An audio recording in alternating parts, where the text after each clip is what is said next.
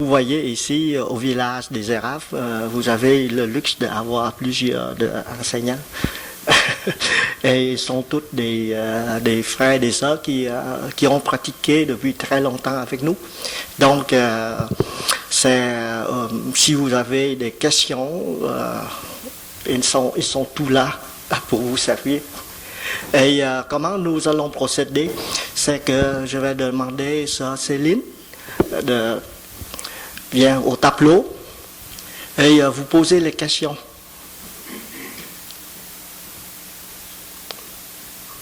Et nous prenons vos questions avant de répondre. Et chaque enseignant va choisir de vous répondre la question. Bon, c'est à vous maintenant.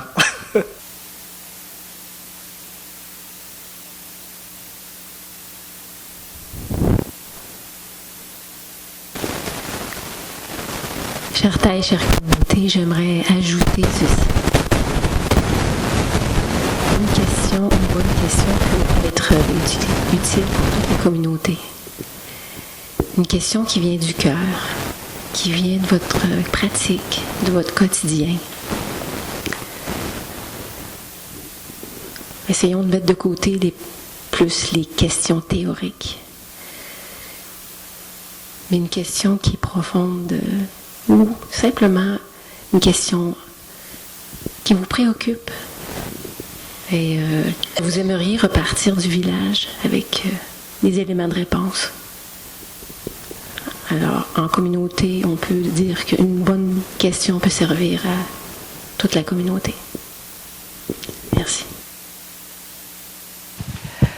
Alors, je suis certain qu'on repart avec plein de bonne volonté, tout le monde. La seule chose, des fois, je trouve que après une semaine, après 2 semaines, il y a une petite baisse d'énergie. Alors, j'aimerais ça vous entendre. Comment on fait pour contacter le courage?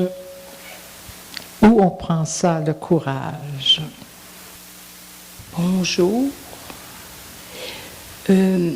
Moi, je me questionnais sur s'il y avait quelqu'un qui avait une suggestion, une référence bibliographique sur comment jongler avec le yin et le yang.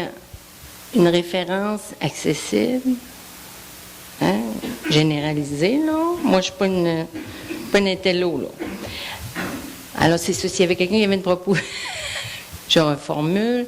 S'il y avait quelqu'un qui avait une référence là, bibliographique sur comment jongler avec le yin et le yang. Jongler avec le yin et le yang. Vous comprenez pas? C'est clair.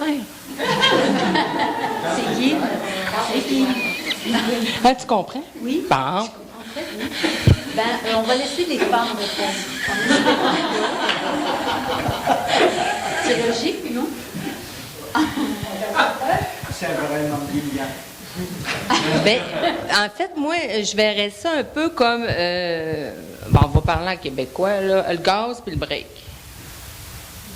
Tu sais, j'imagine que si on comprend un peu plus là, la fonction du yin et du yang, on peut aussi s'en servir pour justement peut-être se calmer, peut-être pour s'activer. C'est un peu ça, là. Est-ce que c'est plus clair? Moi, j'aime beaucoup jongler parce que c'est selon ce que tu as besoin. Est-ce que l'école, il y a la question d'équilibre?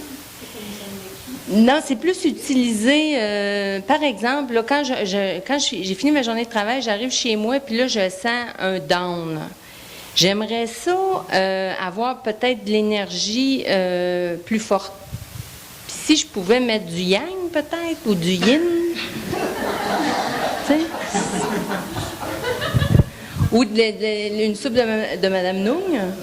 Puis, hein, est-ce que c'est plus clair? Allô? Mon Dieu.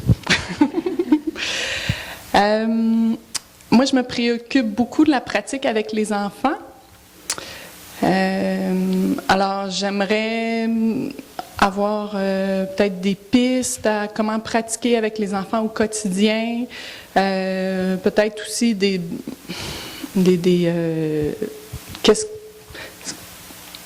j'ai le mot vigilance qui me vient en tête. Quelle vigilance on peut leur apporter pour que la pratique tranquillement, pas vite, que la graine, la pleine conscience germe en eux. C'est clair?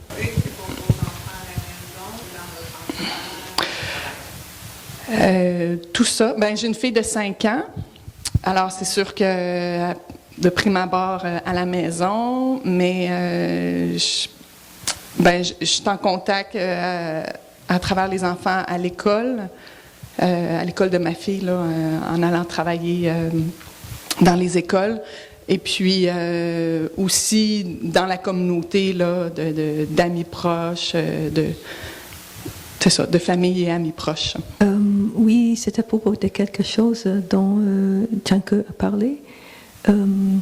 C'est juste, j'aimerais comprendre, il a parlé comme du monde digital avec le 64. Moi, je n'ai pas compris ça, mais je pense qu'il y a quelque chose dedans qui serait très intéressant pour moi. Voilà.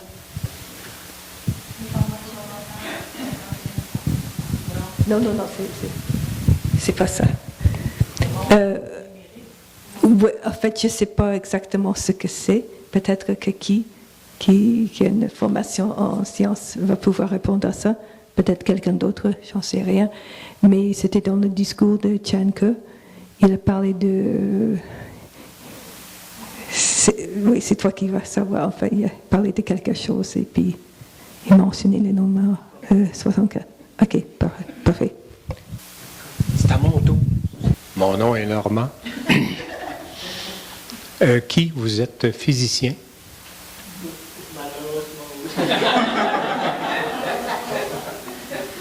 Vous souffrez? Voulez-vous en parler?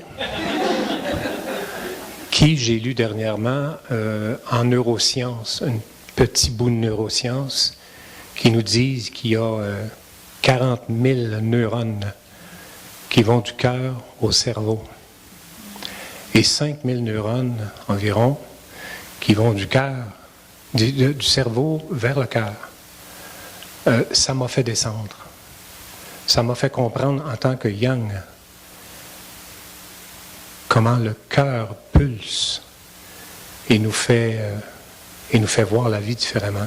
C'était un résumé d'une médecine orientale avec la relation entre toutes les choses. La gratitude qui guérit. Ma question est juste votre connaissance là-dessus. Ou comment vous le voyez, comment vous le ressentez. Connaissance sur 40 000 neurones qui fournissent de l'énergie au cerveau, 5 000 neurones du cerveau qui fournissent le cœur. Ça m'a ouvert. Alors, ma question, c'est, comme on parle d'entraînement, ça veut dire qu'on est tout le temps dans la pratique et on chemine. Moi, j'ai une question sur quand on vit des questions non résolues dans la pratique des choses vers où on veut tendre, mais ça n'arrive pas tout de suite. Je ne sais pas, j'aurais aimé entendre parler des limites. Comment on reconnaît, comment on fait avec les limites? On peut avoir je ne sais pas comment l'expliquer autrement. Une juste mesure dans le chemin. Je vais donner un exemple autre. Je veux dire, si on court plus vite que notre corps peut le supporter, on s'effondre à un moment donné. Alors, qu'est-ce qui peut permettre de continuer de cheminer avec des questions non résolues? Questions non résolues, oui. Et puis, j'intuitionne que ça touche la question de comment on deal avec nos limites, comment on fonctionne, comment on les reconnaît. C'est pas toujours facile de reconnaître les limites, puis de travailler ça peu à peu, là. Peut-être nous prenons une ou deux questions de plus et nous essayons de répondre ça en premier. Et je pense que après avoir répondu, deux questions, s'il vous plaît.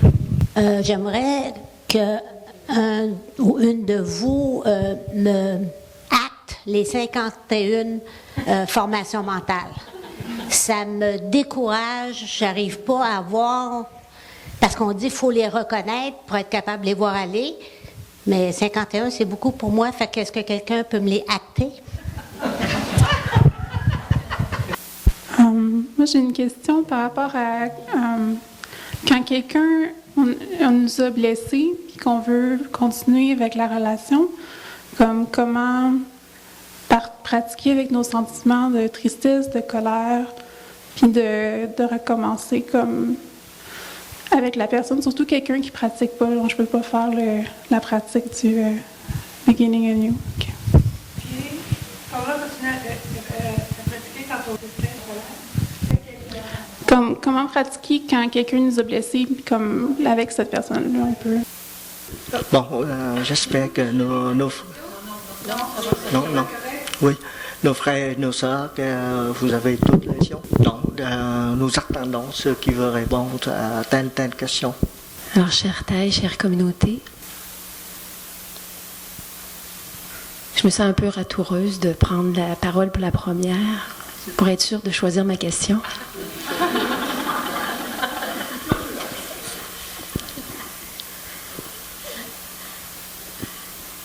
Je vais répondre à la 8e, la dernière question.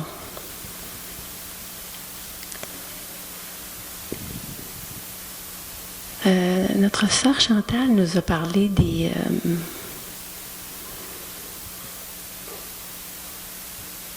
obstacles à la pratique.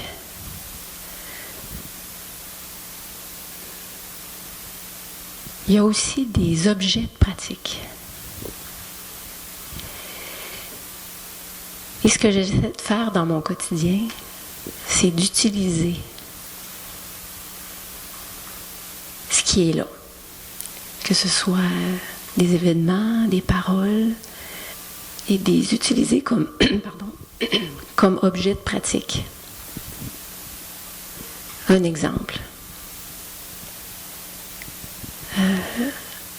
J'essaie dans ma pratique de maximiser mes transports.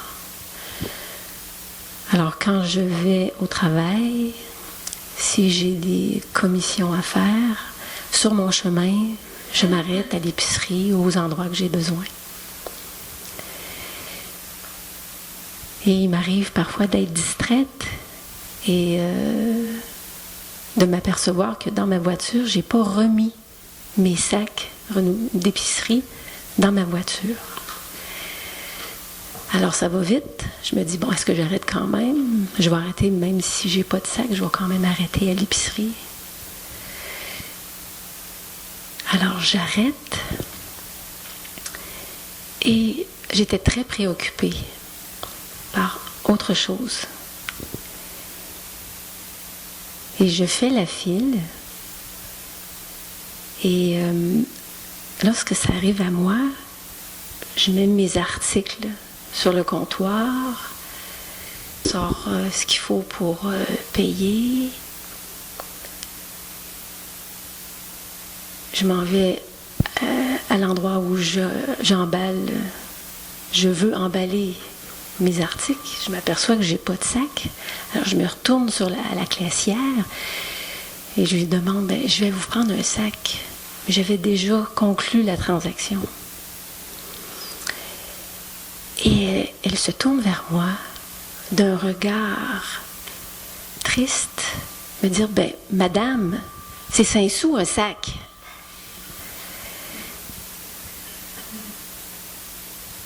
J'étais tellement sous le choc.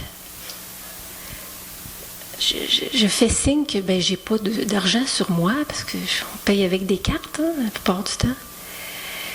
Fait qu'elle me donne le sac. Je suis désolée, madame. Je suis désolée. Alors j'emballe mes choses. J'arrive chez moi. Et je me rends compte que j'ai ça en dedans. je traîne ça en moi. Puis pas juste après, je traîne ça pendant plusieurs jours. À tel point que j'avais le goût de plus aller à cette épicerie. Mauvais service. C'est ordinaire. Puis je voyais encore son visage à cette caissière. Je me suis arrêtée. J'ai respiré. Qu'est-ce que je porte? Et j'ai retourné mon regard à l'autre. Qu'est-ce qu'elle porte? Qu'est-ce qu'elle portait?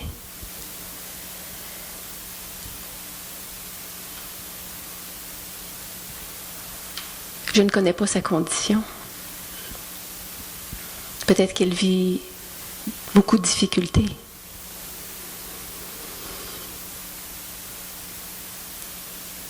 J'ai appris que lorsqu'on voit une personne qui souffre, c'est pas de se faire taper dessus qu'elle a besoin.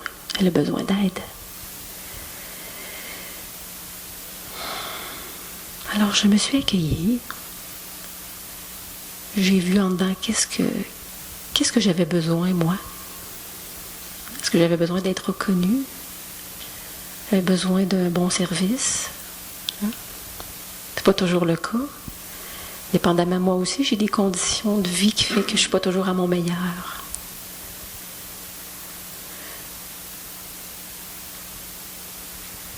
Alors, il arrive que, mon conjoint, des fois, il me demande, on va aller à l'épicerie, puis lui, il aime ça quand c'est bien tranquille, dimanche soir. Oh, là, ça remonte. Ça reste là. Je dis, j'y vais dessus. Parce que là, on va à la même épicerie. Et il y avait un petit quelque chose qui...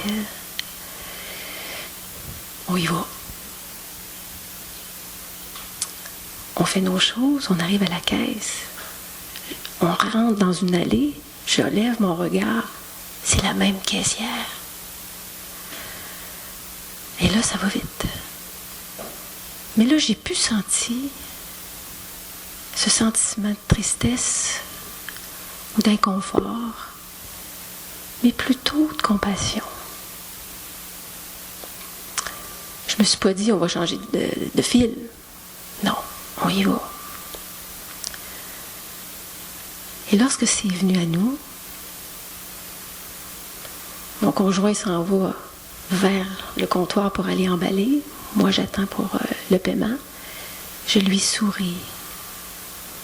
Et j'ai vu dans son regard, dans son visage, un sourire que j'avais jamais vu. Tout était transformé.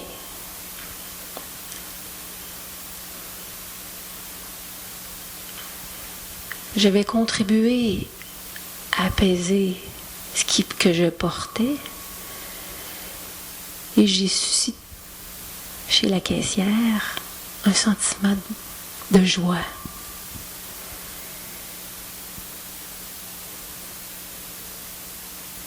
Alors pour moi, chaque chose dans mon quotidien, j'essaie de le prendre comme un rappel à la pratique.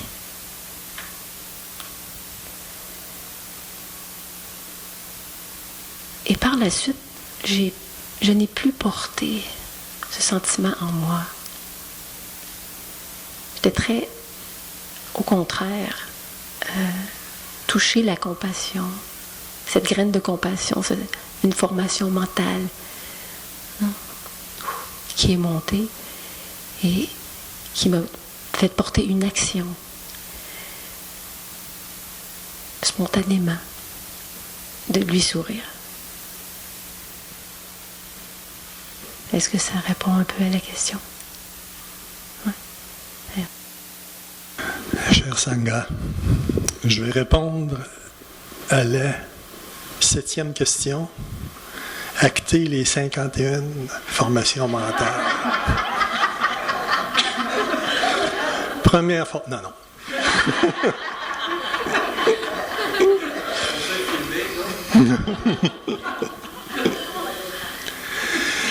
Lors d'une journée de pleine conscience, je ne me souviens pas quel mois, en début d'année, je me suis offert pour faire les exercices après la méditation, pour se délier le corps. J'ai dit aux personnes, je suis la personne idéale pour vous montrer comment faire ces exercices-là, parce que je suis souple comme un biscuit soda. Avec les formations mentales, c'est la même chose. Je suis la personne idéale. Non, c'est des farces. Mais je ne suis pas près de mes émotions et de mes sentiments. C'est comme je commence ce travail-là. Je l'ai dit à quelques reprises à des amis de la Sangha. Au tout début de ma pratique, Dolores, qui est une des cofondatrices de la Sangha, m'avait dit, tu sais, Claude, c'est la souffrance qui amène les gens à la pratique. J'ai dit, non, je n'ai pas de souffrance. Je viens pour être bien. La conversation a fini là.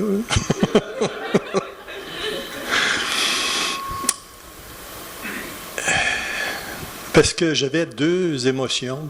C'était même pas des émotions, mais des états. Bien, puis pas bien.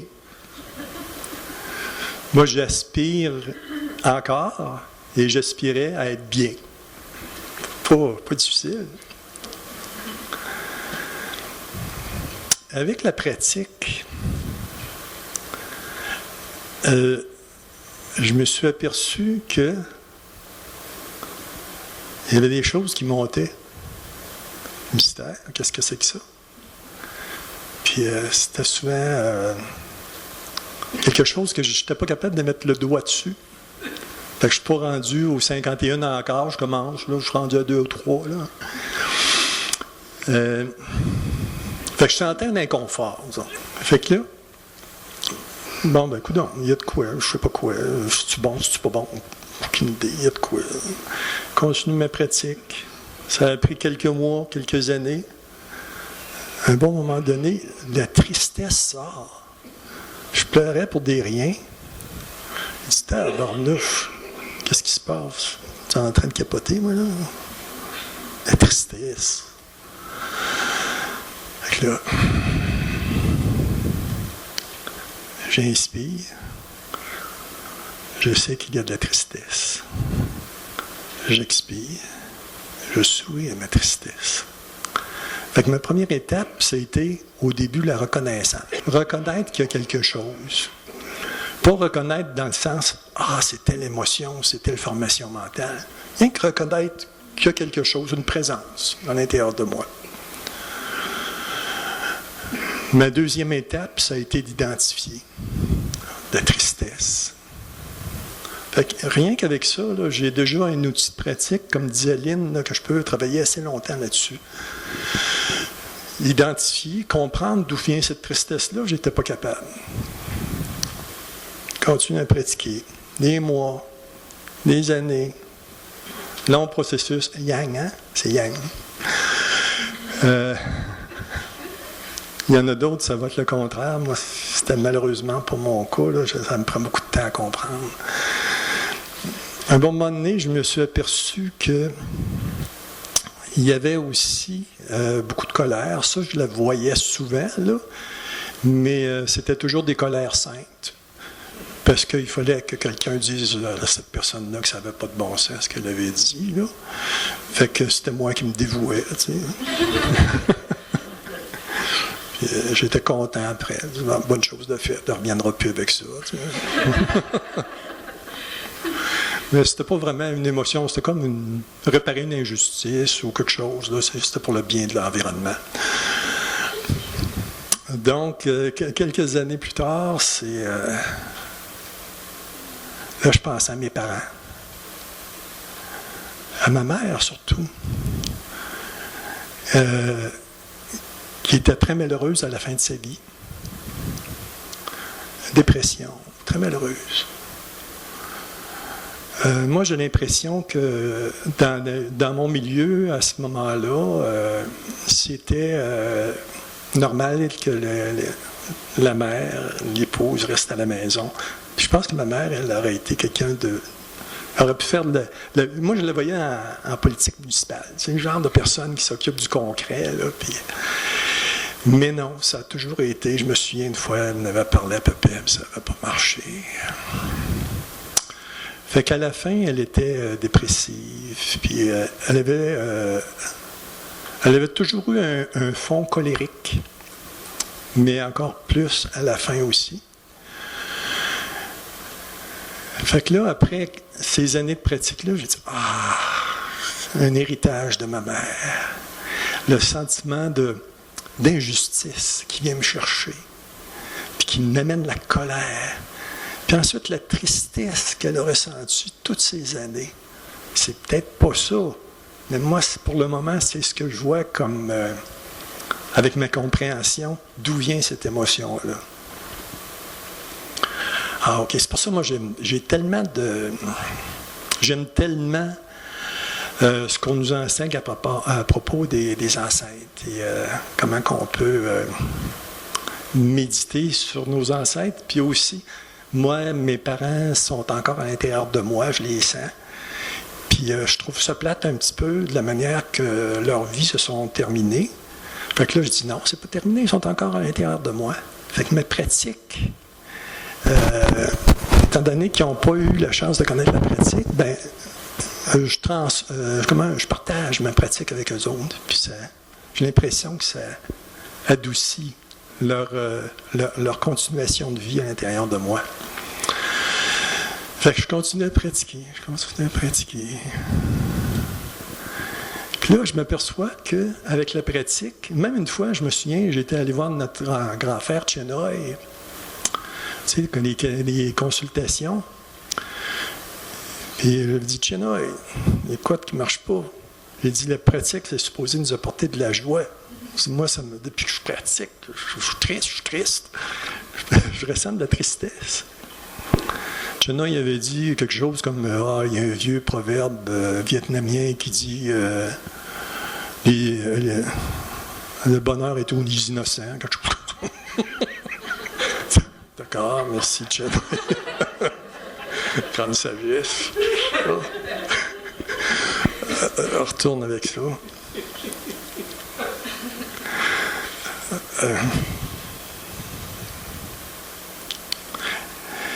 Je ressens plus de tristesse qui, quelquefois, c'est en lisant un roman, quelque chose qui n'est même pas réel, ou en regardant une télésérie à la télévision, ça m'amène de la tristesse. Puis je pense que c'est un des bienfaits de la pratique pour moi. Ça m'aide à découvrir cette tristesse-là, sans bout, pas de lotus. Comment puis-je atteindre le lotus quand j'ai autant de souffrances qui ne sont pas identifiées?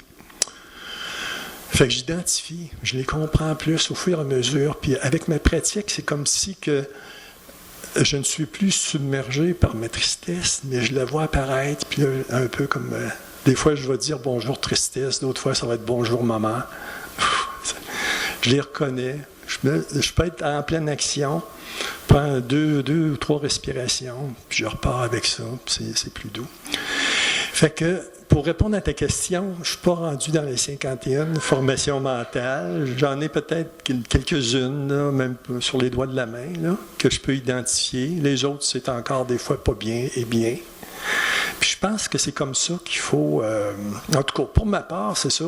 C'est comme ça qu'il faut que je pratique. Je vois qu'est-ce qui arrive, je vois qu'est-ce qui monte, je l'accepte, je respire. Je ne sais pas trop de comprendre intellectuellement.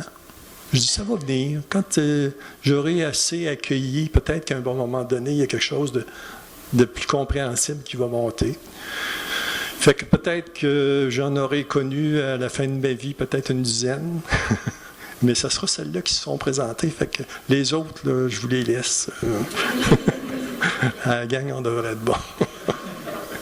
Merci.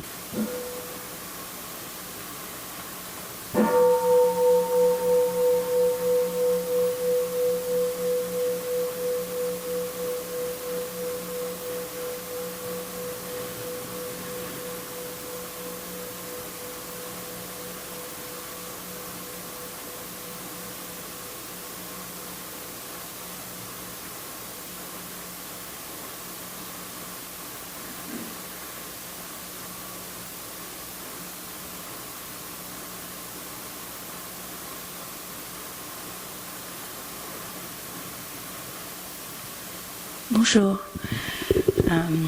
Très cher Thaï, très chère communauté. J'aimerais répondre à la question deuxième.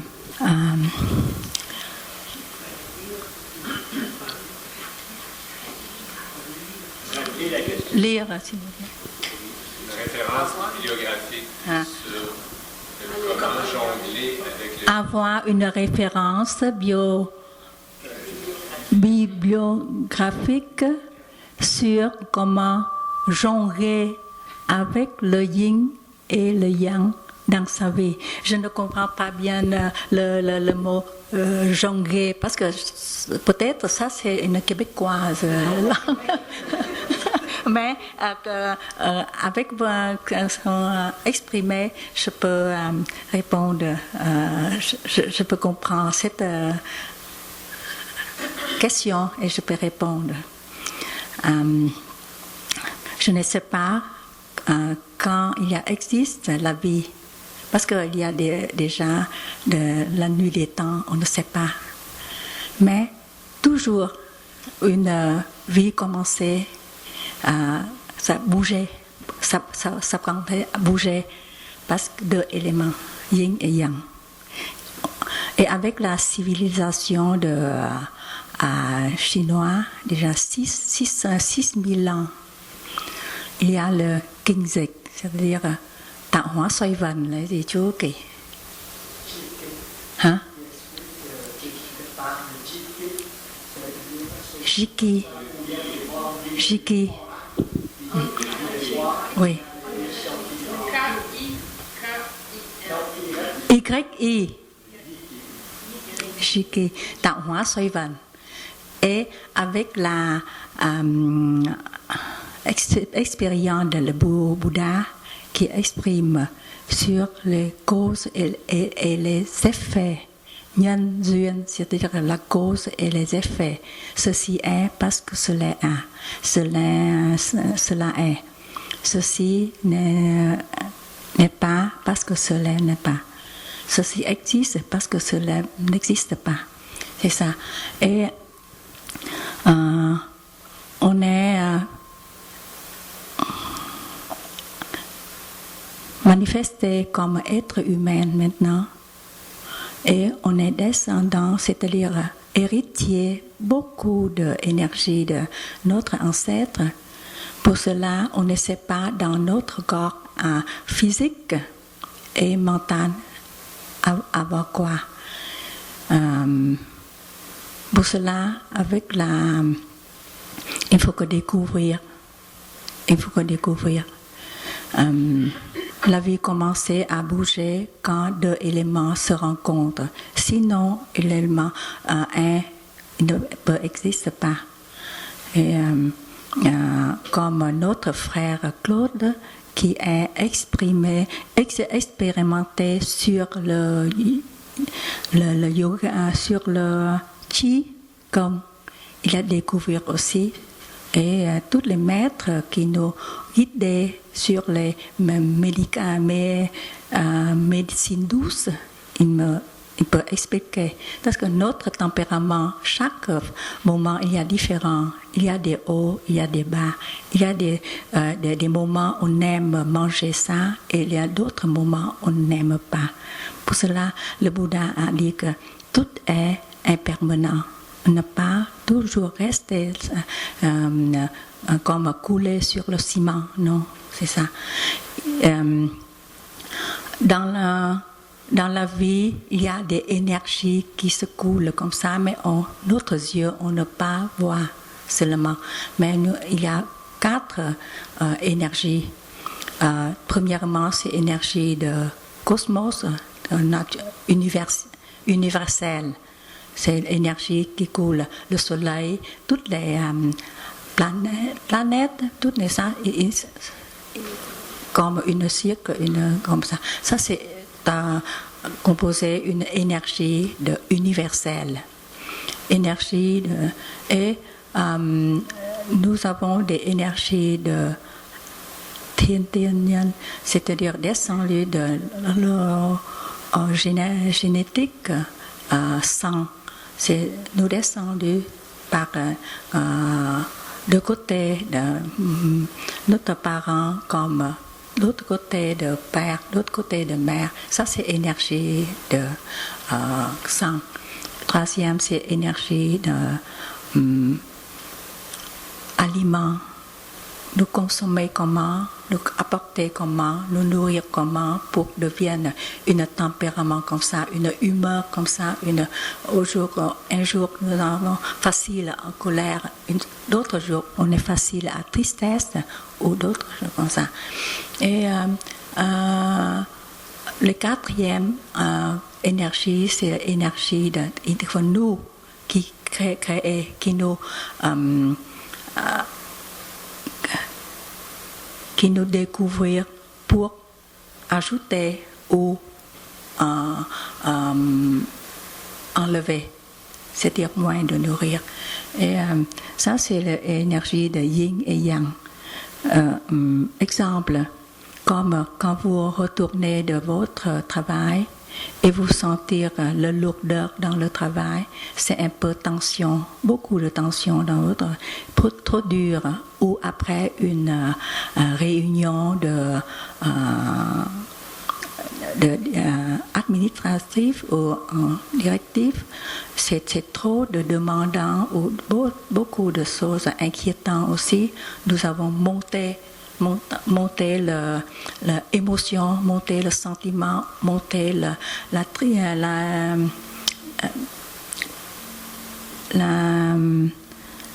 insécure ou quelque chose d'inquiétant comme ça, il a monté le tempérament. Et ça, c'est le moment que on est pratiqué, être en mesure. Et quand vous rentrez à la maison, il faut que c'est facile à fâcher. S'il y a beaucoup de choses imprévues, il est arrivé encore. Et avec la pratique, on se connaît dans notre intérieur. Il faut que, premièrement, il faut se connaître bien dans notre intérieur. Dans notre intérieur, cet moment, cette situation, on a beaucoup de dispersé, agitation. Et c'est reconnaître d'abord. Et éviter de rencontrer les choses plus faciles à flammer. Être enflammé, c'est ça. Et enflammé, c'est-à-dire qu'il y a quelque chose dans la vie, il déclenche encore le feu dans notre colère. Parce que pour cela, le Bouddha a dit que nous sommes toutes les afflictions, c'est les flammes. La colère, c'est les flammes. Le désir, plus ça, c'est les flammes qui est aidée comme une brique qui est brûlée, les choses. Les briques brûlées, les piquées, oui, c'est ça. Et il faut que nous éloignions de ça, où vous ne connaissez bien notre limite. Cette situation, on est arrêté de parler, arrêté d'agir, arrêté de réagir, arrêté de sentiments, plus d'émotions envers les autres, se calmer et calmement faire ça, et on peut équilibrer votre corps intérieur. Et dans le sorte d'aliments qui nous apportent et consommer dans notre corps aussi, si cette situation, on évite de manger les choses comme chaudes, comme les choses comme piquantes ou les choses trop piquantes. Parce que là, dans la nourriture, toujours faire ça, équilibre. Exemple, comme si je fais une salade de choux, c'est yin. Et je dois ajouter l'herbe de menthe de thaïlandais. Il a monté un peu le yang. C'est un yin et yang est neutralisé. On n'est pas trop mangé les yin. Si on est trop mangé les yin, on devenir endormir. On peut avoir tristesse facile à des espoirs, facile à des choses chercher un coin pour rester seul, paresseux ou quelque chose. Et hier, j'ai fait une soupe comme aigre douce, comme le ananas, c'est yang, mais il faut ajouter d'autres comme le germe haricot, c'est yin. Et ça, il est ajouté ensemble. Pour cela, si vous attentive un peu, connaître bien votre corps, connaître bien votre sentiment, quel état votre sentiment, vous pouvez sur mesure couper le vêtement sur mesure à vous-même. Ce n'est pas universel, parce que chaque personne c'est différent. On n'est pas même, on n'est pas mangé même. Même si la publicité, il a dit que ça c'est bon, on n'a pas besoin de courir après. Parce qu'il y a une personne dans le... c'est patient de...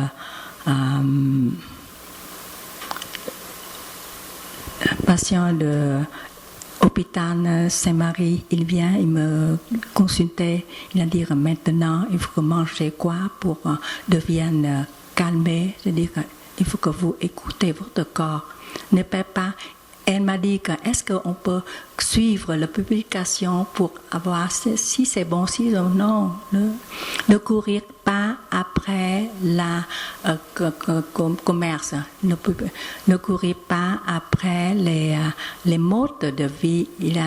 Il veut vendre quelque chose, vendre quelque chose. Il a publié beaucoup de sortes de choses, mais il n'y a pas va bien à chaque personne.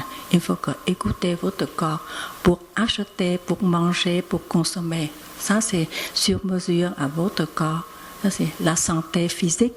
Nourrir la santé physique comme il faut, ça veut dire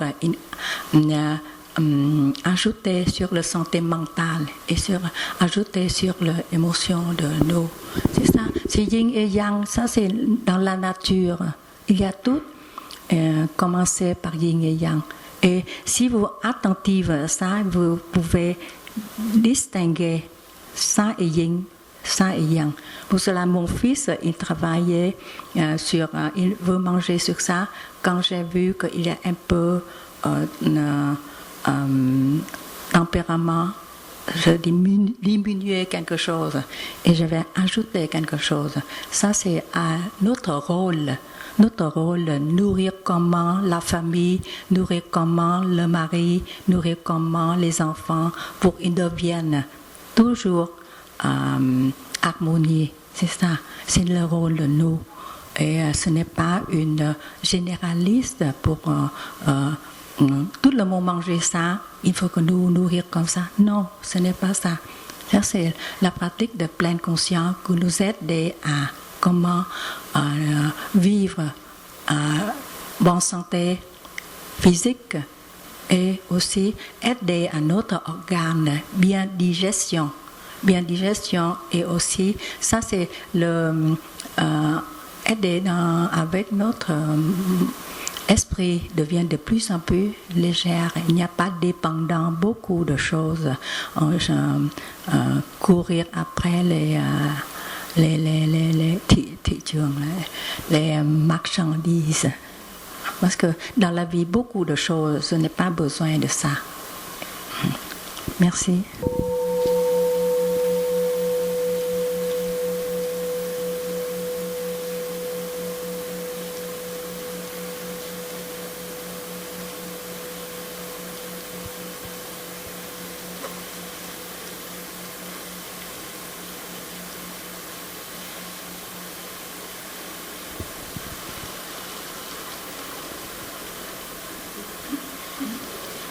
Chers Sangha, frères et sœurs, Chartaï,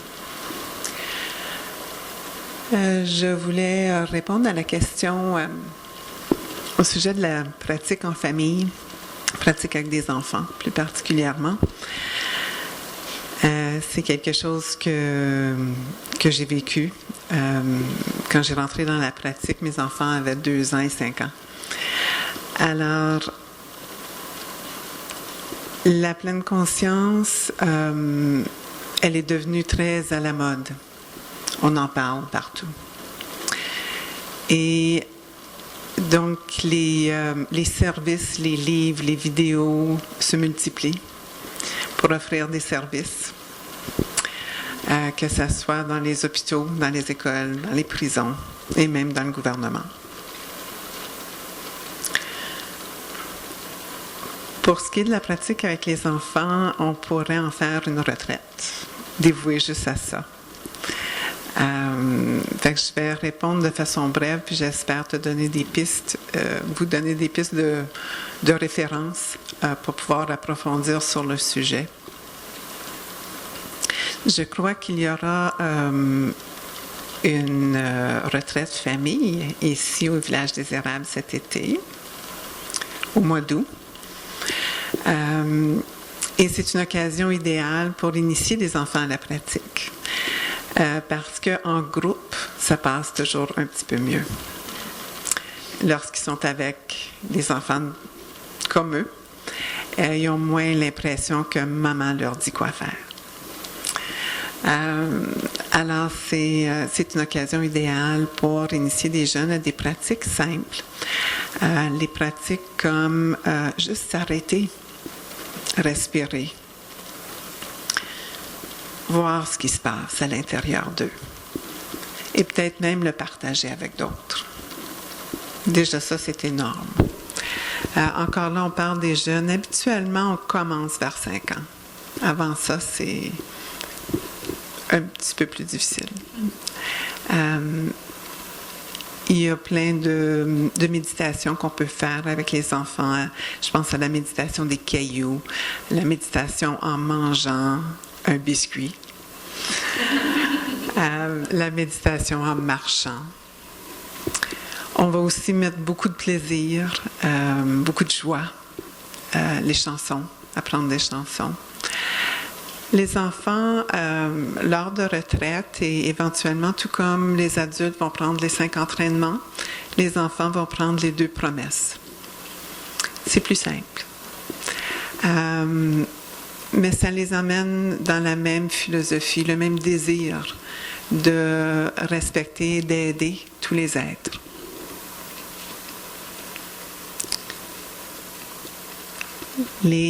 À la maison, la pratique de sonner la cloche, ça peut être très utile pour les enfants. Juste avant un repas, souvent avec les enfants, le temps des repas, ça peut être pas facile. Hein? Il y a beaucoup de négociations qui se passent. Non, je ne mange pas les brocolis. Donc, d'éviter de commencer dans le combat, d'avoir une cloche, d'inviter la cloche, de s'arrêter, de respirer. Ça change l'atmosphère. Et je vous dirais que le fait de pratiquer comme parents, ça nous change comme parents. Et nos enfants en bénéficient énormément. Et ils vont reproduire et ils vont refléter qui nous sommes. Alors, quand nous sommes calmes, ils seront calmes. Et quand nous sommes calmes et ils font des folies, c'est pas la fin du monde. On s'énerve pas. Et ça, je l'ai remarqué beaucoup quand je revenais de retraite et que j'apprenais que, bon, mon fils avait été arrêté par la police. Puis, eh bien... C'est fait. Bon.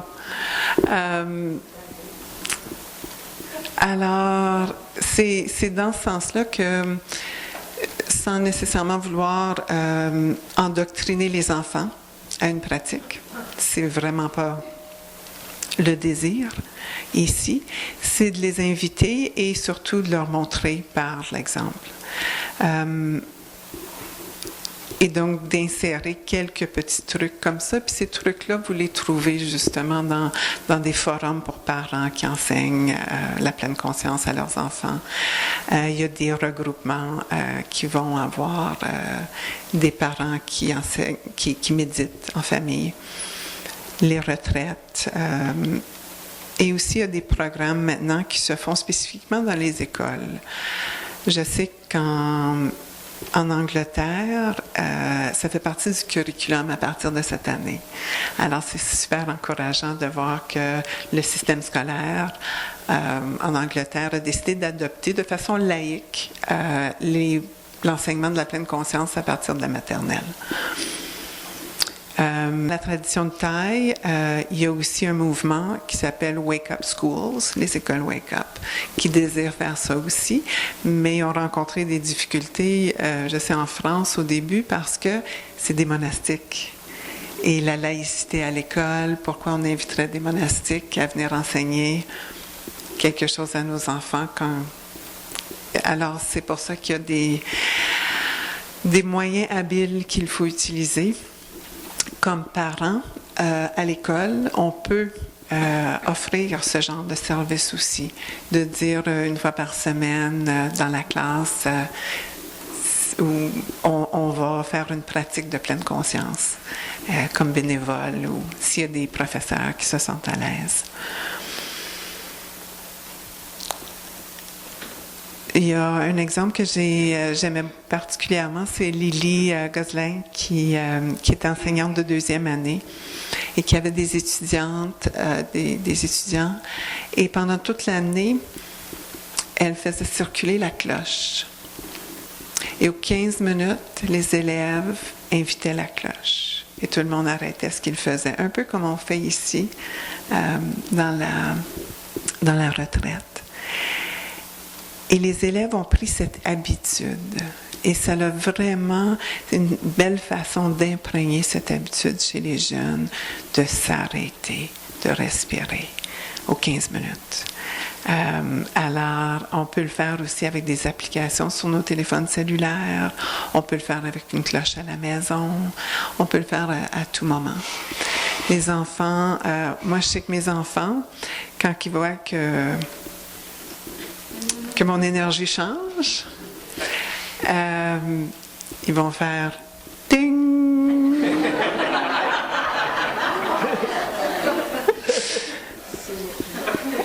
Et je l'apprécie. Et je respire. Ils sont ma cloche, souvent. Alors, je vous encourage à le faire et à le partager, soit avec vos enfants ou les enfants dans votre entourage, vos petits-enfants aussi. C'est une belle pratique. Moi, je le fais avec mon neveu maintenant. Et de voir comment on peut leur donner des outils qui vont leur servir toute la vie. Et moi, j'avais 35 ans quand j'ai commencé et que j'aurais aimé ça, apprendre ça plus jeune. Je pense que ça aurait changé des choses. Michel. Avec cette question, j'aimerais ajouter, parce que j'aime un exemple comme j'ai montré avec mes petits-enfants qui habitent avec moi. Il a 6 ans et 10 ans. Quand à l'école, il rencontre la fourmi, les autres élèves qu'il a écrasés, tués. Quand à la maison, il voit les fourmis rentrer à la maison, il criait, il veut faire, il dit non, laissez-le vivre. Et j'ai aidé à montrer comment pour sauver le fourmi dans un carton et comme ça, mettre sur les plants ou les arbres extérieurs. Et maintenant, quand il voit les fourmis qui rentraient ou les oreillers, les araignées, oui, il n'est pas écrasé. Il est sauvé. Il a dit que sauver la vie n'est pas faire tuer les gens. Parce que j'ai expliqué avec mon petit-fils, j'ai dit que connaissez-vous que l'oreiller, il a droit, le fourmi, il a droit de vivre aussi. Si un jour sa maman, son papa, il ne trouve pas retour à son nid. Peut-être il a pleuré beaucoup. Hein. Comme un jour tu es allé à l'école, tu ne reviens pas et ta maman, ta mère, elle pleurait beaucoup. Elle comprend. Et depuis cela, il n'a jamais tué les animaux. Et comme ça, c'est un petit geste. Et maintenant, il comprend. Merci.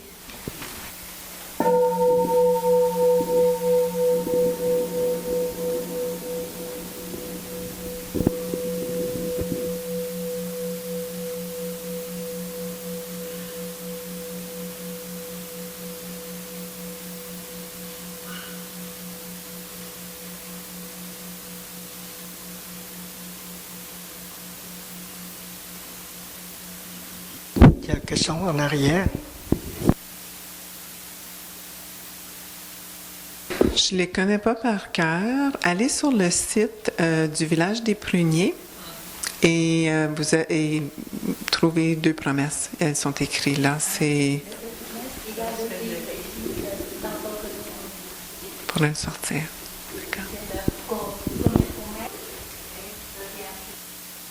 Cher Sangha, cher Thay, je voudrais tenter d'amener des éléments sur la question sur le courage. Puis je dis bien tenter d'amener des éléments parce que j'ai aucune prétention de quoi que ce soit par rapport à ça. Hier, dans l'espèce de présentation qu'on a faite, à un moment donné, il y avait le feu, la chandelle, qui était allumée, puis on est parti d'une chandelle, puis le feu s'est transmis d'une personne à l'autre. Une retraite, je trouve, ça nous transmet ça. Ça nous transmet comme le feu, ça nous transmet comme cette énergie-là. Puis la question, c'est de voir comment on peut continuer après ça, avec cette énergie-là. Puis comment on peut faire pour continuer de garder le feu vivant à l'intérieur de nous. Fait que, c'est vraiment, vraiment une bonne question. Puis il n'y a pas de réponse magique. Puis en fait, il y a des réponses sur mesure parce que chaque personne est située quelque part dans son cheminement, puis dans son chemin, puis tout ça. En ce qui me concerne, ce qui a été un passage déterminant à un moment donné, c'était, puis ça c'est vraiment comme, c'est arrivé comme une décision à un moment donné, la décision d'intégrer formellement à chaque jour la méditation dans ma vie. Puis je parle de la méditation formelle. Parce que tantôt, je vais parler de pratique informelle. Mais donc, de décider, puis ça, c'est, comme je dis, c'est une décision. C'est pas d'autre chose que ça. Tu sais, tu décides que, là, on goûte qu'est-ce que ça fait, la pleine conscience. Tu sais, on sent cette énergie-là, on sent comment ça nous fait du bien, on sent comment ça nous touche, on sent comment ça nous ouvre, on sent, tu sens l'énergie entre les gens, tu te dis, hey, mais qu'est-ce qui se passe, c'est quoi ça? Puis on a vécu donc cette expérience-là de pleine conscience. Donc, la première clé, c'est de rentrer en contact avec qu'est-ce qu'on a vécu, c'est de goûter ça pleinement, de vraiment rentrer en contact avec ça. Si je veux pouvoir continuer, je ne peux pas continuer tout seul, puis il faut que je continue tout seul. Je ne peux pas continuer tout seul, parce que c'est clair que tôt ou tard, si je suis tout seul, ça va s'effriter. Ça ne peut pas faire autrement, puis c'est pas moi qui dis ça, c'est le Bouddha qui dit ça.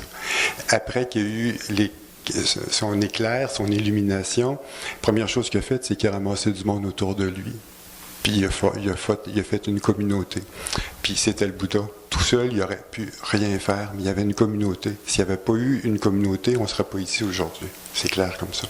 Donc, une décision qu'on peut prendre, puis ça, c'est une décision qui est vraiment que tout le monde peut prendre, là. C'est dire, à partir d'aujourd'hui, je prends la décision d'aller pratiquer avec une sangha chaque semaine. T'sais, le régulièrement, il n'est pas assez précis. pour devenir quelque chose, il faut que tu dises, mettons, à chaque semaine, je vais faire ça. Puis si tu sautes une semaine, ça peut arriver, c'est pas la fin du monde, c'est pas un péché mortel. Là, mais tu prends la décision de intégrer la Sangha dans ta vie et de t'intégrer toi dans la vie de la Sangha. Il n'y a pas de séparation. Ça, c'est ça. La Sangha va te nourrir, tu vas nourrir la Sangha. Puis si tu sens que tu ramollis un petit peu, le fait de venir régulièrement, ça va être super bon. Si déjà ça est là, c'est extraordinaire. Okay? Si ce lien-là régulier avec la Sangha chaque semaine, ou à peu près chaque semaine, mais idéalement, est là, ça c'est vraiment bon. Puis tu contribues à la Sangha. La Sangha a besoin de toi. C'est une énergie collective, puis tu es nourri par la Sangha. Ensuite, pour nourrir la Sangha, puis pour te nourrir toi-même, pratiquer à chaque jour. Choisir de pratiquer à chaque jour. Décider qu'à chaque jour, il y a des moyens habiles qu'on peut prendre. On peut avoir un coin avec un coussin qui est là régulièrement. Puis, il y a une routine qu'on peut décider de faire. Moi, je ne suis pas bon sur la routine. En termes d'heures, ma pratique quotidienne, elle varie, mais elle est là tout le temps. Mais je la fais quand je sens à un moment donné que maintenant, moi, ça dépend de chacun. Là. Mais moi, c'est comme je le fais à chaque jour. C'est régulièrement au moins 30 minutes par jour. Puis le moment va varier du matin, de l'après-midi ou du soir en fonction de comment je me sens au niveau énergétique. Okay? Pour que ma méditation soit la plus sentie possible. Mais il y a eu une décision qui est je pratique à chaque jour. Ensuite, ce qui aide aussi beaucoup en ce qui me concerne, c'est avec quoi je me nourris. Avec quoi je me nourris. Là, on parle de toutes sortes de nourriture, mais mettons que là, je vais prendre en termes nourriture en termes d'enseignement. OK? Alors, je trouve que ce qui m'aide beaucoup, c'est de choisir, par exemple, un livre de taille. Un. Pas 10. Un. Puis d'avoir ce livre-là comme compagnon. J'ai eu le livre « La métamorphose de l'esprit » comme compagnon pendant à peu près 3 ans et demi. Mes amis de la Sangha peuvent témoigner. J'en ai 2 copies qui sont toutes écorchées tellement que je les ai traînées partout. Je lisais, j'approfondissais ça. Et dans le fond, un livre, c'est quoi? C'est un enseignement écrit, mais si tu peux entendre la voix, tu sais, c'est comme si Taï est en face de toi et qu'il te parle. Là. C'est comme si tu conversais avec Taï, ou c'est un peu, si tu vas plus loin, c'est comme si tu conversais avec le Bouddha aussi. Donc, ceci nourrit. Il y a la pratique, bon, évidemment, de revenir à sa respiration puis tout ça, mais il y a en même temps quelque chose qui va t'aider à éclairer cette pratique-là, à lui donner plus de profondeur, plus de dimension. Et ça, d'être alimenté par un livre, par exemple, là, ou des enseignements, des choses qui sont vraiment faciles. Le village des Pruniers publie sur YouTube des dizaines de vidéos d'enseignement. Il y a des vidéos d'enseignement de Thaï, en français, en anglais. Il y a des vidéos d'enseignement aussi des autres enseignants du village. C'est vraiment, vraiment, vraiment, vraiment intéressant. Alors, moi, souvent, ce que je vais faire, c'est que je vais m'asseoir, je vais me faire une tasse de thé, là, tu sais, puis je vais écouter un enseignement. Je choisis d'écouter ça plutôt que faire autre chose, tu sais. Donc, quelle nourriture je mets, tu vois? Au lieu de... dans mon cas, c'est pas compliqué, j'ai la TV, là.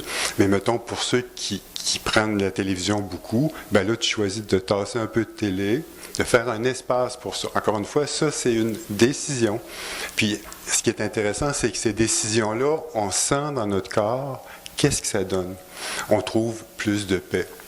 Les gens autour de toi trouvent que voyons, il y a quelque chose qui s'est passé. Tu sais. Je donne des ateliers de réduction du stress par la pleine conscience. Tu sais. Puis ceux qui suivent l'atelier témoignent qu'eux autres, non seulement ils touchent à quelque chose, mais que les gens autour d'eux se rendent compte qu'il se passe quelque chose pour eux autres. Bon, donc, ces choses-là. Donc, décider de pratiquer à tous les jours. Tu sais, c'est comme un feu, puis ce feu-là, c'était ça l'image du départ, c'est que si tu ne l'alimentes pas, le feu, il va s'éteindre. Donc, il faut le protéger pour pas que le vent l'éteigne. Il faut lui mettre du combustible. Le combustible, c'est la pratique, c'est revenir à soi. C'est pratiquer régulièrement, mettons, avoir une pratique formelle régulière, lire les enseignements, se nourrir de ça, aller avec la Sangha et faire en sorte aussi d'intégrer des enseignements, des pratiques informelles, toutes simples. Revenir à sa respiration régulièrement, ça, il n'y a personne qui n'a pas le temps de faire ça. Ça, c'est sûr. Alors, à chaque jour, plusieurs fois par jour, tout simplement, ce qu'on fait ici, qu'on entend la cloche, là, la cloche, c'est comme si, avec le pointu du son de la clochette, c'est comme si on touche le moment présent. T'sais, ting! C'est bon. Alors, juste revenir à sa respiration. Tout simplement ça. Et déjà, ça change. Ça change notre manière. Un autre truc simple que Thaï explique, les cloches de pleine conscience, il y en a partout, mais une qu'on peut choisir de faire, puis ça, tout le monde peut faire ça. Le téléphone. Quand le téléphone sonne, c'est écrit nulle part qu'il faut que tu répondes tout de suite à la première sonnerie. J'ai regardé, j'ai pas trouvé ça. Alors, tu peux très bien choisir de attendre une ou deux sonneries. C'est pas compliqué, mais c'est déjà un bel exercice de ralentir, de respirer. Puis quand tu réponds, si vous pratiquez ça, vous allez voir que la manière de répondre n'est pas la même. Le bonjour ou le allô, il sonne pas pareil pantoute. Pourquoi? Parce qu'on est déjà dans la pleine conscience. Donc, ces micro-moyens-là qui peuvent aider beaucoup. Fait que, courage ou persévérance ou décision, je sais pas trop, là, mais tu sais, ces éléments-là, tu sais. Bon. Puis, ça nous permet de goûter qu'est-ce que ça fait, parce que c'est pas une discipline pour une discipline. C'est quelque chose qui nous aide à nous transformer, qui nous aide à nous libérer, qui nous aide à vivre heureux. Qui nous aide à accueillir la pluie, la tristesse, à goûter le soleil, la joie, à sentir que de plus en plus qu'on connecte avec la vie, puis qu'on n'est pas impuissant, qu'on n'est pas ballotté comme des feuilles sur une rivière là, par rapport à toutes les souffrances du monde, qu'on est capable, nous autres, d'avoir une espèce d'emprise parce qu'on est connecté dans le présent. Qu'on a une conscience qui permet d'accueillir ces souffrances-là aussi, puis qu'on peut aussi agir. Donc notre conscience, à travers ces pratiques-là, va nous amener à avoir une vision plus profonde, plus large, puis va nous inciter aussi à poser des gestes, mettons, par rapport à l'environnement, non seulement individuel, mais plus collectif, parce qu'on va sentir que ceci est ce qu'on doit faire. T'sais. Puis on va aller, parce qu'on est dans cette énergie-là, on n'ira pas dans des luttes, mais on va aller dans quelque chose où on est capable de créer une énergie plus de collectif, puis de création, puis d'énergie positive, puis tout ça. C'est ça que j'avais le goût de dire. Puis ça aide à répondre un peu peut-être à la question de Viviane, comment vivre avec des questions insolubles. Ben, une question insoluble, c'est comme un koan.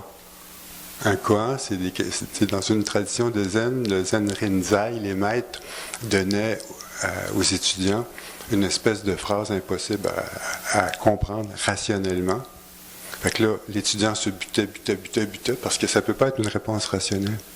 Puis à un moment donné, il y a quelque chose qui jaillit, puis ça, c'est un éclair de perception, de compréhension, d'éveil, puis la réponse est d'un autre ordre. Donc, il y a comme pas de question insoluble.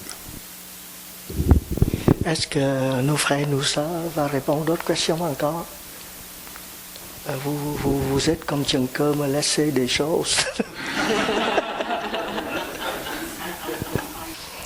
Bon, je vais essayer de vous dire quelque chose, mais j'espère que ça répond tous le reste. Premièrement, comme vous savez, il y a l'astronomie, après ça, il y a l'astrologie. Et il y a aussi la chimie, vous avez aussi alchimie. Et vous avez la physique, vous avez les métaphysiques. Bon.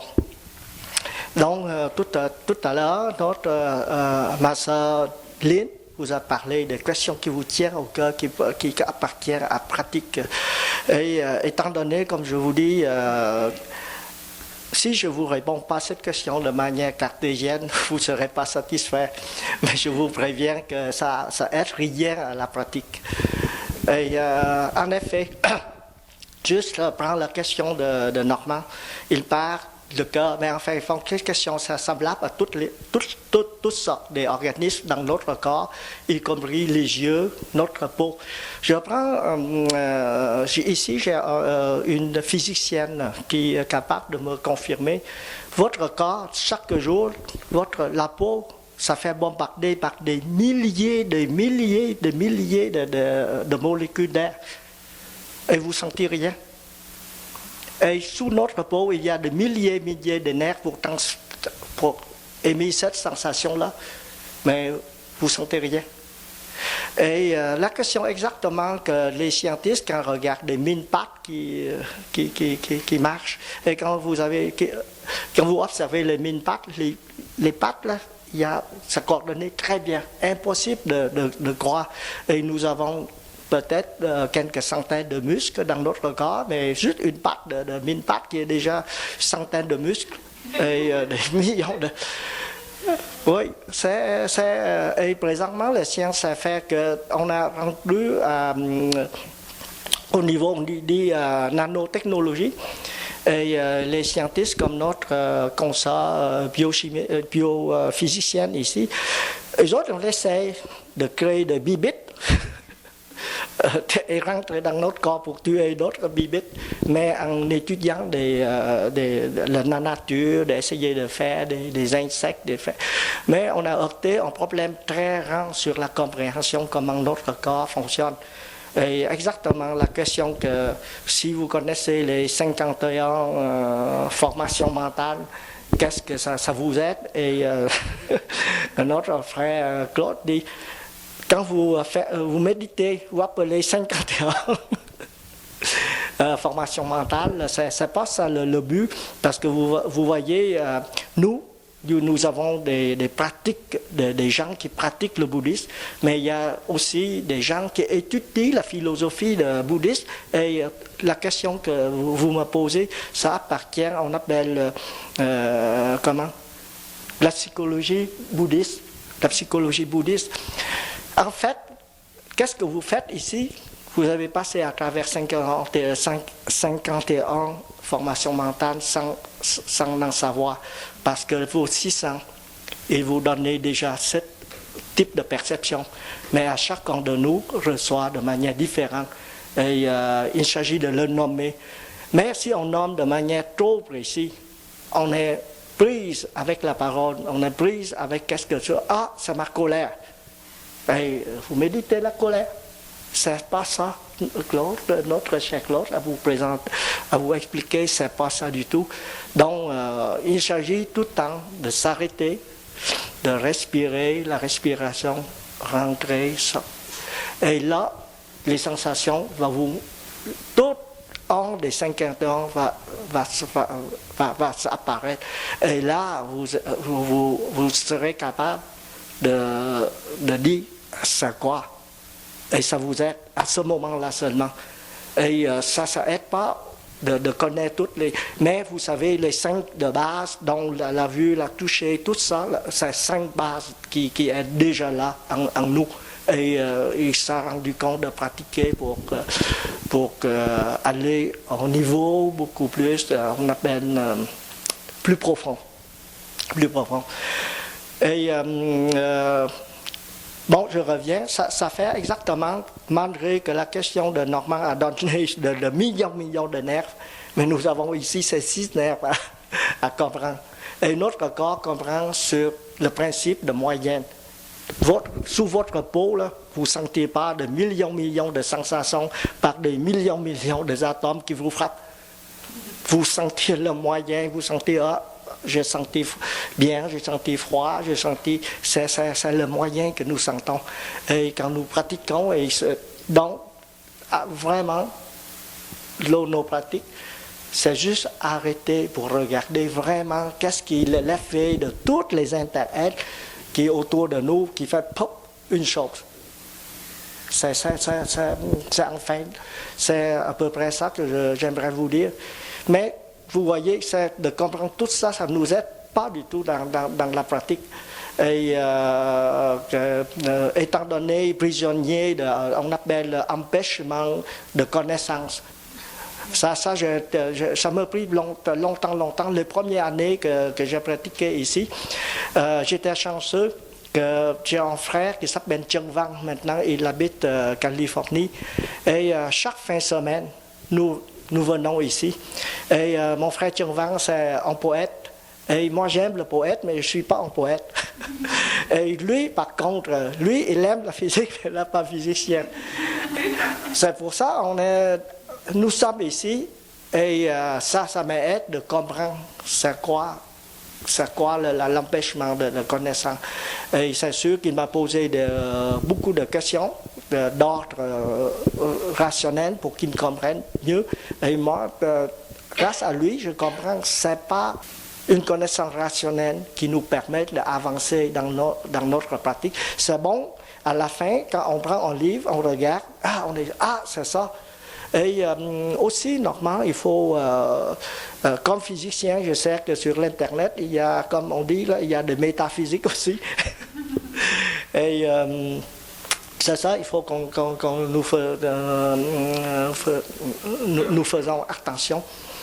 Et pour Nicole, tu demandais c'est quoi un auteur en biographie, pour comprendre le yin et yang. Comme tu dis, il ne faut pas qu'on... En fait, Juncker nous joue un tour, il nous donne les mots yin et yang, mais en fin de compte, c'est l'équilibre que nous cherchons. Et si vous regardez le sujet yin et yang, c'est très difficile. C'est un auteur, c'est traduit par, c'est le livre de Yikin, c'est une fausse traduction allemande, c'est en allemand, c'est très épais. Et sûrement, si on n'a pas une éducation orientale, il y a trop de choses dedans, on ne peut pas comprendre. Mais si on comprend juste comme de manière sommaire comme ça, là, c'est pas du tout le but. C'est comme vous venez apprendre astronomie, vous tombez sur astrologie. Et comme ça, nous, parler de la nourriture, c'est très clair. Parce que, anciens, nous avons... Surtout en engineering, nous avons un phénomène, on appelle, retour en arrière en anglais, on appelle le feedback. Comme, c'est très simple, vous achetez un veilleur de votre maison, okay? Le soir quand vous éteignez la lumière, il s'allume. Vous voyez? Mais si vous mal placé, il s'allume tout, il s'éteint tout le temps, il s'allume, s'éteint. Ça, c'est le retour en arrière. Ça veut dire que s'il n'y a pas d'équilibre, ça ne marche pas. Et dans notre vie, c'est pareil. Et on donne le nom yin et yang pour distinguer, comme exemple, ce qui est en contact, il faut décontacter au lieu de dire ça, c'est les Chinois, parce que, en fin de compte, dans des pratiques chinoises, comme mon grand-père maternel, il est médecin chinois, le yin et yang, c'est facile pour eux autres de composer comme des vers, des poésies, comme en associant avec des aliments. Et ils voient qu'il y a certains aliments qui excitent et l'autre que certains aliments qui nous calment. Enfin, comme yin-yang, c'est dans ce sens-là que je comprends de mon grand-père. Et comme exemple, quand ils voient que je touche de manière sec, qu'il n'y a pas de l'eau dedans, là, comment? De mucus, c'est ça, de mucus. Il ne me fait pas manger l'orange, parce que nous savons, l'orange, il y a beaucoup de vitamine C, il est riche en vitamine C, il absorbe encore plus de l'eau. Mais en fin de compte, il dit, l'orange est chaud, et la toux sèche, donc il faut mettre les deux ensemble. En fin de compte, ce sont des spécialistes qui comprennent ça, mais nous, yin-yang. Bon, ça répond un peu de cette question. Et la question sur la colère de notre ami physicien, j'espère que c'est que... Elle n'est pas là? Elle est partie? Ah, elle est partie?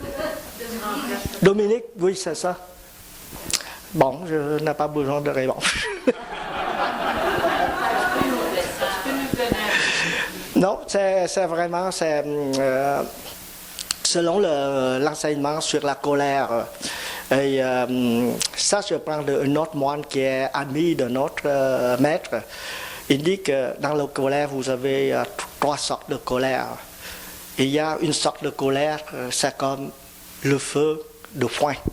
Bon, notre sœur Jung vous dit que la colère, le feu, c'est ça. Le feu de foin, une brune, après une s'éteint. Ok? Ça, 2 ou 3 respirations et la pratique, c'est correct. Là. Alors, après ça, il dit on fait des bûches dans notre foyer. Mais on chauffe, c'est très chaud, hein? C'est très ardent. Et vous devrez savoir le brûler. Des fois, il brûle juste d'un côté et l'autre, il ne brûle pas. Le lendemain, il brûle encore. Donc, il y a cette colère de cette sorte. Et colère qui a cette nature de manifestation. Donc, c'est la pratique aussi. On respire, on regarde. Bon, elle est là, je dois recommencer. Bon, permettez-vous que je recommence? Non. Si je comprends bien, c'est comment on fait face à la colère, une colère qui est très difficile de gérer. Okay. Et tout à l'heure, j'ai raconté à notre frère et soeur que selon la pratique de bouddhisme, il y a colère, on considère comme 3 sortes de feux. Et il y a la colère qui se manifeste comme le feu d'enfoin, le feu de foin, qui brûle rapidement et après il s'éteint. Et là, ça c'est relativement assez facile à s'éteindre. Vous n'avez que faire des respirations, des pratiques. Ça passera avec le temps. Et il y a le deuxième feu que je suis en train de parler, c'est des bûches. Quand vous chauffez votre foyer, vous avez un feu qui est très ardent. Et des fois, là, vous sentez la chaleur, vous sentez que c'est satisfaisant parce qu'on est très coléreux par le monde. Là, on est bon. Avec ce feu-là, vous allez voir. Oui. Donc, dans cette feu-là, ça demande beaucoup plus de travail. Comme ma chère Lynn demande, il faut revenir un peu plus en nous aussi, et l'autre, et nous, et de travailler comme ça. Et c'est sûr, il faut le pratiquer. Et je pense qu'il y a un sutra comment on s'éteint le feu. Là. Nous avons la colère. Ici, oui, nous avons 6 manières. 6 manières. C'est ça pour éteindre. Mais il y a un autre feu qui est très difficile. On a fait comment? Qui reste à l'intérieur. Quand vous brûlez, là, il reste dans l'astre, dans le centre. Oui, le feu de centre. Quand vous faites le pique-nique, là, dehors, le soir, vous s'éteint. Le lendemain, là, il s'agit de mettre quelque part. C'est la presse, là, ça brûle. Oui. Ce feu-là n'est pas tellement ardent. Mais vous ne savez pas quand ça reprend. Là-bas. Donc, ça c'est la pratique. Et quand on est pogné à ce feu-là, et selon l'enseignement aussi, on pratique soi-même en premier, avant d'embarquer sur l'autre. Comme des fois, ici, nous avons comme des beginning anew. Ça faisait dans le sens que l'autre pratique et nous pratiquons. Mais l'autre ne pratique pas et nous pratiquons, ça fait rien. Je ne peux pas dire que ça ne fait rien, mais c'est très très difficile de le faire. Donc c'est le feu de la presse, là, c'est dur. On fait comme nous-mêmes, on pratique, et c'est très profond comme ce feu-là. Peut-être ce n'est pas d'autres personnes du tout, mais peut-être tout en nous, on garde ça depuis longtemps, c'est la presse qui l'a regardé là. Donc il faut passer plus de temps. Et je pense que le 5 entraînement, c'est quelque chose du départ. Et je reviens avec Serge, il faut qu'on fasse vraiment vouloir pratiquer, de faire ça de manière formelle. Et c'est quand on est promené avec ce feu-là, c'est que ce soit la colère ou la peine, comme j'ai eu la peine de perdre mon époux, c'est comme une sorte de feu, vous voyez, c'est la peine de maladie, c'est pas uniquement cette colère-là que nous fait cette sorte de pratique. Bon, j'espère que ça répond.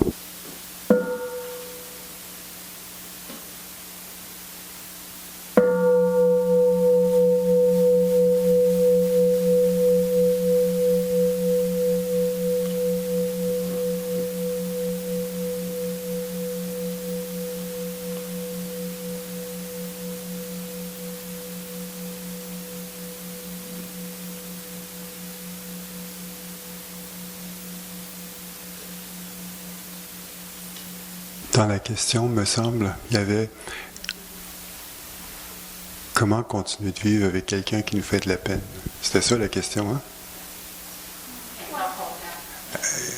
Peux-tu le préciser, parce que sinon je ne serais pas capable. C'est quelqu'un qui est dans ma vie encore. J'ai pas bien compris. Quelqu'un qui est encore dans sa vie. Oui. Puis comment continuer de vivre avec cette personne-là? C'est que la tristesse et la colère remontent à chaque fois que je suis en contact avec la personne, même si on ne se parle pas de quelque chose qui me fait de la peine. Et j'essaie de pratiquer avec ça, mais ça revient tout le temps.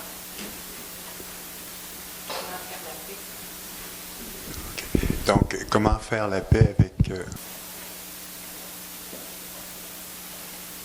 Puis quand... En fait, dans la pratique de la méditation, il y a deux aspects. On sait le premier aspect, c'est celui qu'on pratique régulièrement, qu'on entend la cloche, puis on vient à sa respiration. Ce premier aspect-là, c'est l'arrêt. Le deuxième aspect qui est interrelié de la méditation, c'est la vision profonde. C'est-à-dire que c'est quelque chose qui nous permet d'aller plus profondément à l'intérieur de nous, puis d'observer. Quand on va plus profondément à l'intérieur de nous, puis on observe, ça ne veut pas dire qu'on le voit tout de suite. Ça ne veut pas dire que la clarté vient nécessairement à ce moment-là. Mais si je reviens un peu avec mon idée de tantôt de persévérance dans la pratique, persévérance dans le retour sur soi à travers la pratique de la méditation, à un moment donné, il y a des éléments de clarté qui vont remonter. Autrement dit, on peut dire que la vision profonde, puis être en contact avec sa sagesse intérieure, puis être en contact avec son intuition profonde, c'est des synonymes. Ce que je veux dire par ça, c'est que si on ne parle pas de toi spécifiquement, là, mais ça veut dire que la réponse à cette question-là est à l'intérieur de toi. La sagesse pour répondre à cette question-là, pour trouver une résolution à ça, est à l'intérieur de toi. Mais il y a des éléments qui font qu'actuellement, c'est pas résolu, mais cette réponse-là est là. Donc, de pouvoir être en contact avec ça, il y a une clarté qui va arriver, puis où tu vas comprendre qu'est-ce qui fait que ceci est encore là. Qu'est-ce qui fait, tu comprends? Puis, à partir de ça, la situation va évoluer, parce que cette situation-là n'est pas figée.